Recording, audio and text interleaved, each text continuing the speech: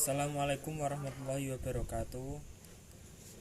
Kami selaku kelompok 5 dari mata kuliah Studi Metodologi Studi Islam akan mempresentasikan judul makalah dari konsep Islam historis, kelahiran Islam dan budaya Arab pra-Islam, yang beranggotakan Muhammad Syarifuddin Subahtiar, saya sendiri dengan Mas Muhammad Khairul Rifai. Kemudian lanjut pembahasan awal mula pra-Islam di Jazirah Arab. Bangsa Arab pada umumnya memiliki watak yang berani, keras, dan bebas. Mereka telah lama mengenal agama nenek moyang. Mereka mulanya memeluk agama Nabi Ibrahim. Kaum ini bisa dinamakan kaum jahiliyah, kaum sebelum masuknya Islam, belum pra-Islam. Kemudian akan tetapi ajaran itu pudar pada akhirnya. Untuk menampilkan keberadaan Tuhan, mereka membuat patung berhala dari batu, yang menurut perasaan mereka patung itu dapat dijadikan sarana untuk berhubungan dengan Tuhan.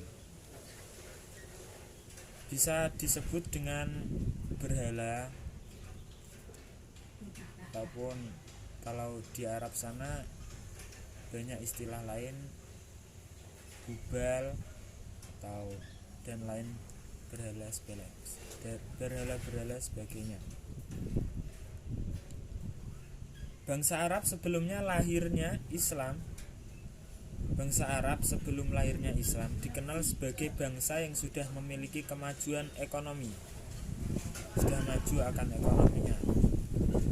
Letak geografis yang cukup strategis, terutama kawasan pesisir yang pada waktu itu ramai dilalui kapal-kapal pedagang Eropa yang hendak menuju India, Asia Tenggara, Cina, dan sekitarnya.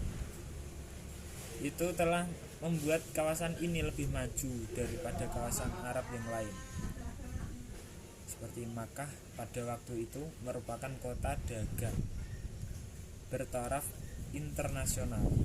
Jadi negara-negara lain sudah mengetahui akan perdagangan di Makkah tersebut. Hal ini diuntungkan oleh posisinya yang sangat strategis karena terletak di persimpangan jalan penghubung jalur perdagangan dan jaringan bisnis dari Yaman ke Syria. Jadi dapat disimpulkan dari pembahasan ini, sebelum masuknya Islam atau pra-Islam itu kaum jahiliyah sudah mengumumkan bahwasanya sudah mengetahui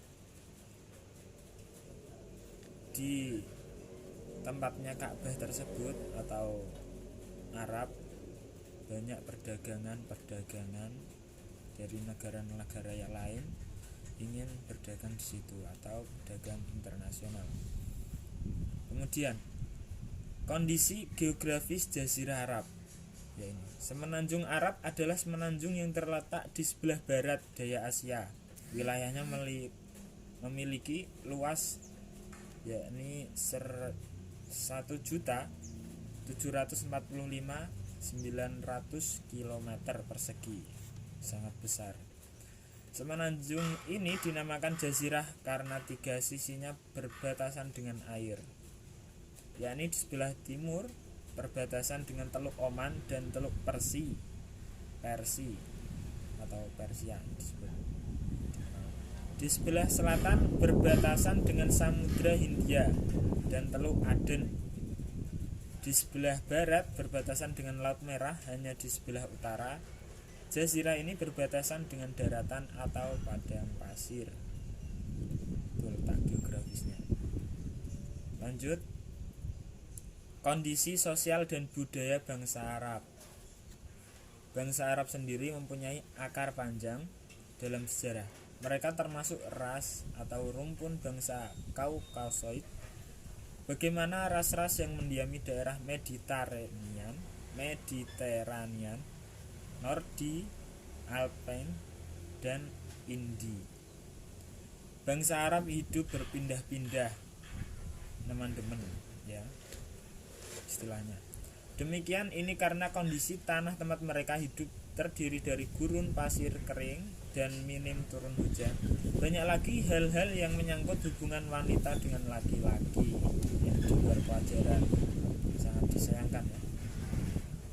Di antara kebiasaan yang sudah dikenal akrab pada masa jahiliyah ialah poligami tanpa ada batasan maksimal. Berapapun banyaknya istri yang dikehendaki, bahkan mereka bisa menikahi janda bapaknya yang pernah dipersunting oleh bapaknya sendiri. Entah karena dicerai atau karena ditinggal mati, hak perceraian ada di tangan kaum laki-laki tanpa ada batasannya. Maka tidak heran jika ada peperangan antar suku menjadi ciri khas masyarakat ini. Rendahnya harga wanita seakan-akan menjadi akibat dari keadaan masyarakat yang suka berperang. Sekian, nanti akan dilanjutkan oleh saudara Rifai. Assalamualaikum warahmatullahi wabarakatuh. Baik, saya akan meneruskan yang telah disampaikan teman saya yang bernama Muhammad Syarifuddin Subahtiar. Kondisi ekonomi bangsa Arab. Perdagangan merupakan unsur penting dalam perekonomian masyarakat Arab pra-Islam. Mereka telah lama mengenal perdagangan bukan saja dengan orang Arab, tetapi juga dengan non-Arab. Kemajuan perdagangan bangsa Arab pra-Islam dimungkinkan antara lain karena pertanian yang telah maju. Kemudian ini ditandai dengan adanya kegiatan ekspor sampai impor yang mereka lakukan. Para pedagang Arab setelah dan zaman pada tahun 200 tahun menjelang Islam lahir telah mengadakan transaksi dengan Hindia, Afrika, dan Persia. Komoditas ekspor Arab setelah dan Yaman adalah dupa, kemenyan, kayu, gaharu, minyak wangi, kulit, binatang, buah, kismis, dan anggur. Sedangkan yang mereka impor dari Afrika adalah kayu, logam, budak dari Hindia adalah gading, sutra pakaian, pedang, dan Persia adalah intan. Kondisi politik bangsa Arab. Sebagaimana telah disinggung di atas bahwa sebagian besar daerah Arab adalah daerah gersang dan tandus kecuali daerah Yaman yang terkenal subur. Ditambah lagi dengan kenyataan luasnya daerah di tengah Jaziriyah Arab bangsanya, alam sulitnya transportasi dan menjelajahnya Badui yang merupakan faktor-faktor penghalang bagi terbentuknya sebuah negara kesatuan serta adanya tanaman politik yang benar. Mereka tidak mungkin menetap, mereka hanya bisa loyal ke kabilatnya. Oleh karena itu mereka tidak ada tunduk ke sebuah kekuatan politik di luar kabinetnya, yang menjadikan mereka tidak mengenal konsep negara. Model organisasi politik bangsa Arab lebih didominasi kesuksesannya model kabilah. Kepala sukunya disebut Syekh, yakni seorang pemimpin yang dipilih antara sesama anggota Syekh. Dipilih dari suku yang lebih tua, biasanya dari anggota yang masih memiliki hubungan famili. Fungsi pemerintahan Syekh ini lebih banyak bersifat penengah daripada memberi komando. Syekh tidak berwenang memaksa serta tidak akan dapat membebankan tugas-tugas atau mengenangkan hukuman-hukuman. Hak dan kewajiban hanya melekat pada warga suku secara individu serta tidak mengikat pada warga suku lain. Agama bangsa Arab pra-Islam. Faktor alam merupakan suatu hal yang dapat mempengaruhi kehidupan beragama pada suatu bangsa. Hal ini dapat dibuktikan oleh penyelidik-penyelidik ilmiah yang menunjukkan bahwa Jaziriyah Arab dahulunya subur dan makmur.